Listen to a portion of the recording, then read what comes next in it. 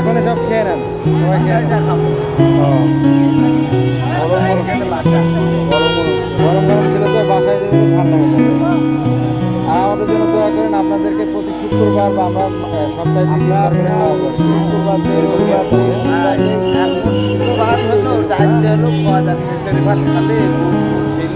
কত লোক এইভাবে আমি রান্না করে